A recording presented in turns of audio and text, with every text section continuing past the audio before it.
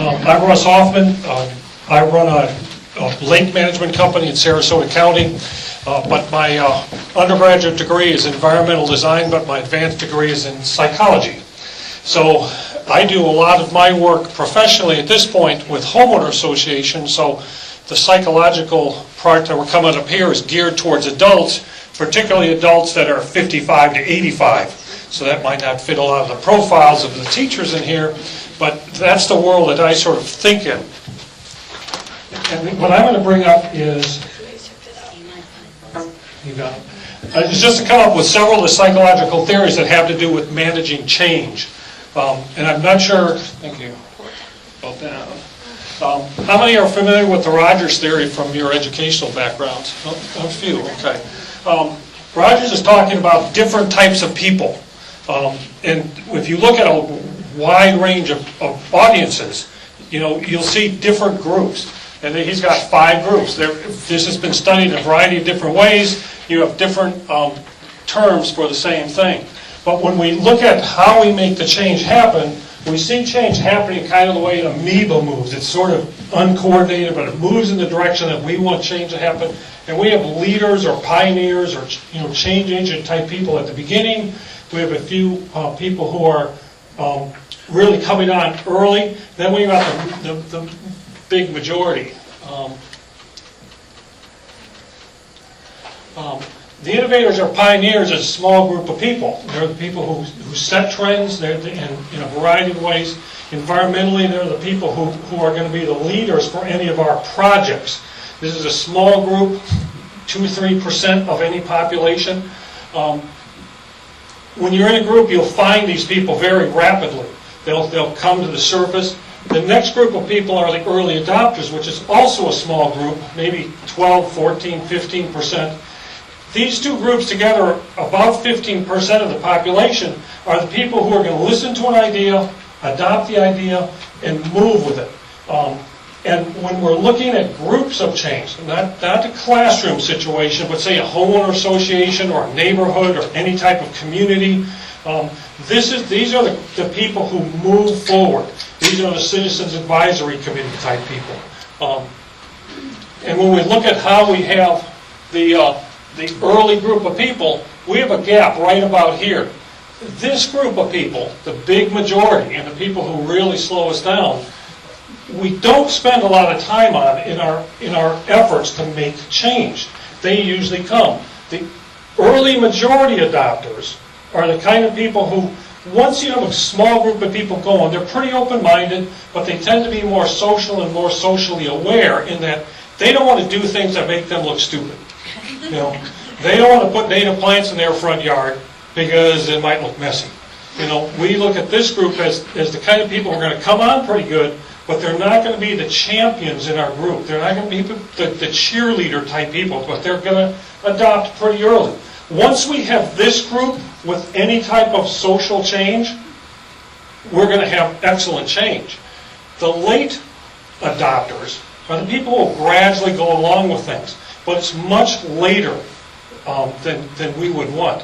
We don't want to spend a lot of time with this group of people because they're just slower. They're slower to adopt ideas. They're slower to support our ideas. But the goal is that we want to make the choice that we're giving them better social stewardship or better environmental stewardship. We want that to make it attractive to them in the sense that the rest of the neighborhood is doing it, the rest of the community is doing it, they're going to do it. The problem we run into a lot of times when we have public meetings and we're selling an idea and we're giving people ideas is that we tend to work with this group too much. We give them too much credit, and I don't want to be disrespectful to them, but I want to be able to move without their necessary support. And we especially want to stay away from, when you have a meeting, there's always somebody in the meeting who gives you trouble. They're anti whatever you want to do. The best thing we can do with them is, I appreciate your comments. We're going to take it into consideration. Is there anybody else who wants to talk?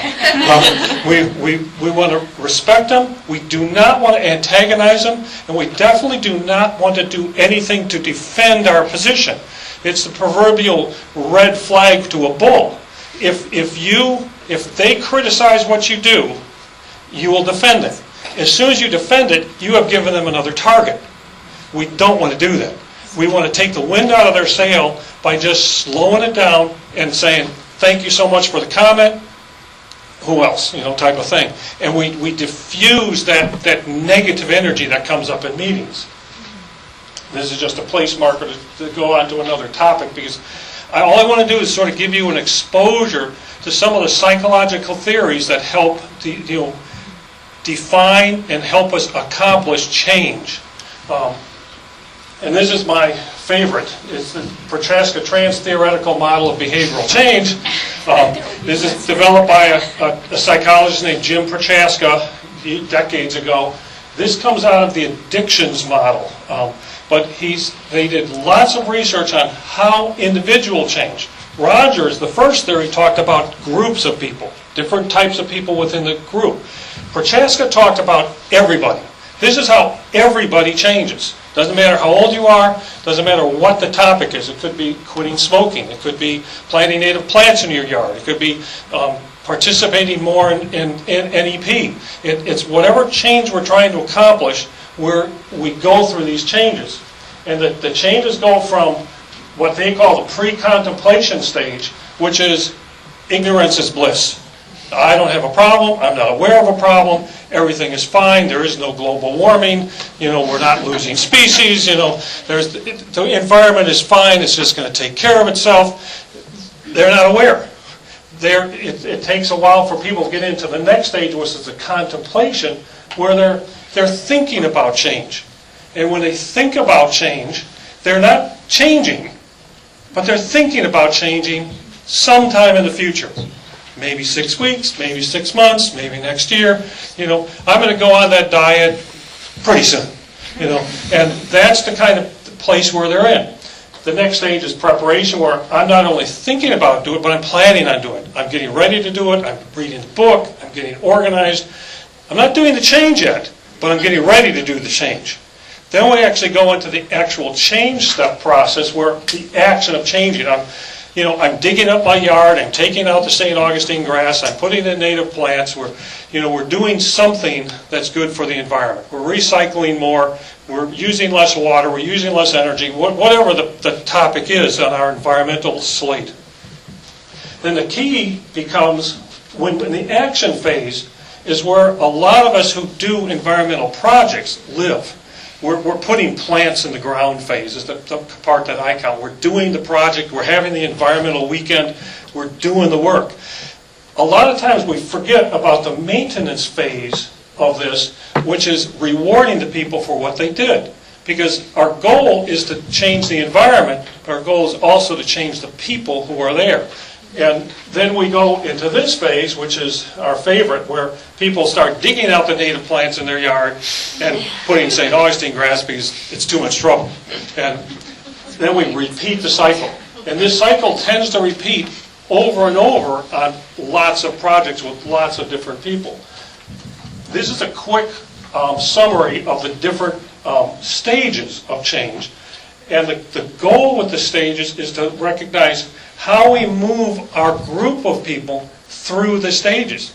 Because obviously if we have a group of people we're motivating, everybody's going to be at a slightly different place on this wheel. So each step has a little bit different way to motivate people. When we look at this stage where people are starting to think about it, have you ever been at a nature festival and seen something give away? The little faucet thing that slows the water down, the light bulb for a compact fluorescent, any little thing, some wildflower seeds, that little giveaway is designed for this group of people. And it helps to be able to recognize that as we're doing our projects, these principles are in effect. The preparation phase, people are getting more motivated, The action phase, we have to remember, is we're asking people to do new things.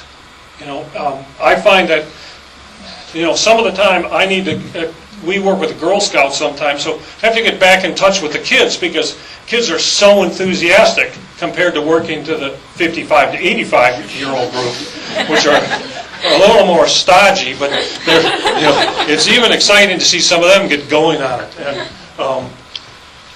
what I found is that after we do a project, we want to have a lot of maintenance. And we're talking about psychological maintenance. And probably the biggest thing we want to do is make people feel smart about what to do and have social support. Even though it's kind of humorous to have it like AA, but if we do a planting project, and being a lake manager, all my environmental projects are in the water. If I'm not in the water and I don't get people in the water, we're not doing the right thing. So my biggest goal is to get people to have fun. And if I have a group of people from a neighborhood in the water, and that group in the water are, if we probably get one or two kids, that might be 10, then the rest of them are maybe a 50-year-old, and you get a 65 and a 75 and 85-year-old person in the water. I often ask people, after they're digging plants and putting in pickerelweed and arrowhead and all the typical plants, well, when have you had this much fun in the water? And a lot of people would say, it's been 50 years. Because they just don't get out and do that. So part of our goal with helping motivate people to environmental change is getting them to have fun and tying in that emotional part of them. And we want to be prepared for people to go back. Just because we got them to do a project once, they need to be rewarded as much as possible throughout that process. That's the Prochaska model, or sometimes if you Google it, it'll be the stage model of change. And that's prevalent for several different areas, particularly addictions and psychology. Joan Nassauer she's more of a landscape architect. That's where her PhD is in, than a psychologist. But she was talking about environmental change and how and why people respond to things. Why is St. Augustine grass so prevalent? Why are non-native plants so prevalent? Why are people prone to do things that tend to be anti-environmental? And they were looking at humans want to look at their environment that say that humans have cared for this. A lot of us in this room that tend to be pretty environmental, we like environmental, Mother Nature-y type of things. And Mother Nature is a meadow. It's a wide variety of plants. We look at it, we see biodiversity, we see a balanced ecosystem, we see everything in the order of Mother Nature. But when you go to a typical Stuccoville type of subdivision, that's not what you see. We see the cues to care that the lawn is mowed, everything is neat and clean, and people tend to be drawn to this, not just Americans, but a number of other cultures. The other thing that comes up is we're social creatures. So when we're looking at us being social creatures, we're looking at the fact that we want to get along with people, and we want people to like us. So if we do things environmentally that's out of the norm, we have to deal with that. And one of the things that we've found with this concept of messy ecosystems, which is Mother Nature's way. I've always said that Mother Nature likes a messy house. That's the way Mother Nature works. There's a little bit of everything there. They did a study with Lady Bird Johnson's wildflower gardens in Austin, and they found that people didn't like the butterfly gardens or the wildflower gardens because how do wildflowers look? They look a little spindly. They look a little lanky, they look a little unkept, they have a lot of dead heads on them. It's not as neat and clean as a real typical bed of, say, impatiens. So what they did was they made an orderly frame around the garden by just putting some hardscape around it. And the hardscape was simply a split rail fence that was real low. Well, that gave the visitors, this idea that this is the way it's supposed to be. Here's the definition of the garden. So when we're talking to people, especially people we're anticipating may not like whatever the environmental ideas that we're espousing, we want to give them a little help by providing that type of cue to care or some type of environment, some type of structure that says, this is planned. I'm doing this just to show you how we want to use the principle of limiting people's choices. Since I deal with lakes and lake shore planting, we typically see three different areas. Natural areas where there's probably wetland back here, right behind houses, and public areas by a street.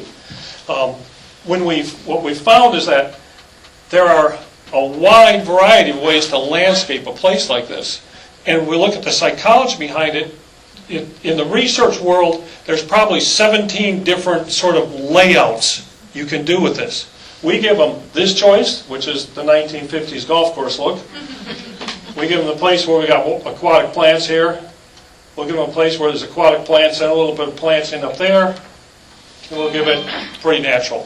4 choices. And with the 4 choices, we've limited the opportunities people have to get indecisive about what they really want to do.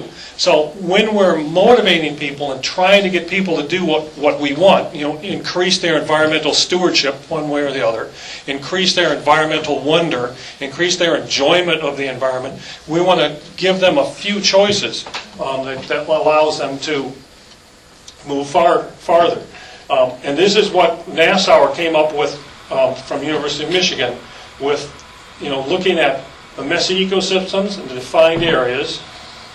And the last thing I want to come up with is, here's what we have to balance when we're looking at it. That I think as educators tend to be focused here all the time. I know that as a person who works on projects, I'm replanting the shoreline. Always have to remember that replanting the shoreline isn't the goal. Educating the people who are replanting the shoreline is the goal.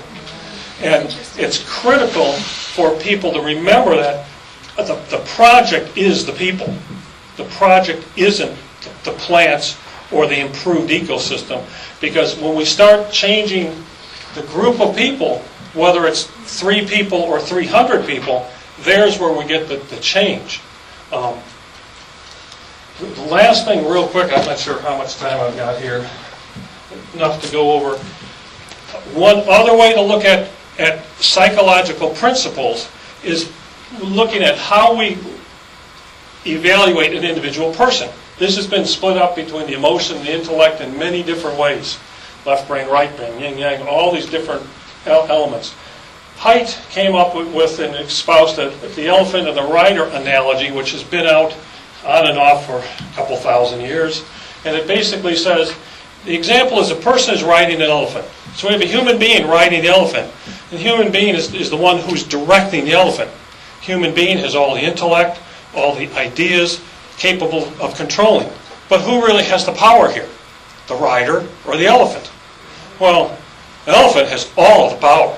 The rider, if the rider is smart, can get the elephant to do what he or she wants. But in reality, the elephant is what's directing this. And the elephant is our emotional side, and the intellectual side is our brain power, is the rider. So the key becomes, how do we make our approach or our plan or our presentation appeal to both sides? The rider likes facts, figures, charts, science, all that stuff, scientific stuff. The rider loves because it's organized, it's logical, it's rational, it makes sense. The other side, when we look at how the ego works, we look at the logical, rational, and our problem sometimes is we can get too smug in going, well, it's obvious that we have climate change. It's obvious that we need native plants. It's obvious that we need more outdoor education. It's obvious that we need more STEM funding. It's obvious, because we look at that and go, well, it absolutely is obvious. Unfortunately, not everybody deals with that all the time. And we all have both sides. I always say, the rider is the part of us who says, I'm going to get up early and go for a run. The elephant is the part of us who says, snooze. And unless we deal with both sides, we have trouble. We have to look at, well, what motivates the elephant? We don't think in environmental terms all that much because we're trained to go back to science, be factual, prove ourselves, test the hypothesis, duplicate our experiments. But we look at what gets the elephant going are all these social needs that we have. It's the cool factor. It's the personal recognition factor. I always say in the projects I do, I want to put pictures in the newsletter of the people who are planting the plants, not the plants. You know, I like pickerelweed and arrowhead and duck potato and spike rush and all these plants, but nobody wants to look at a newsletter with a picture of a plant in it. They want to look at a picture of them standing there with their neighbor or them with a group of people. I've always said that if we're doing pictures, certificates, t-shirts, any type of recognition, and because I deal with an older group, all volunteers, I always get the social committee involved. If we go out and we plant plants for 60 to 90 minutes, we have 60 to 90 minutes of social hour afterwards. So if we plant on Saturday morning, you know, it's coffee and donuts and cake and all the stuff that goes with it.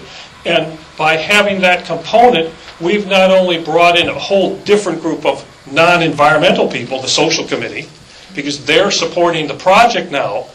We have everybody interacting in a way in an environment that we have created.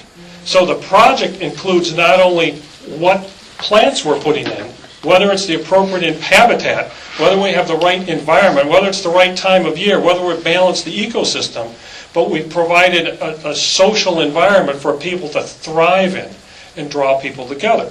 And because I deal with people who are in that older age group, I'm always critically aware that I want people to have fun.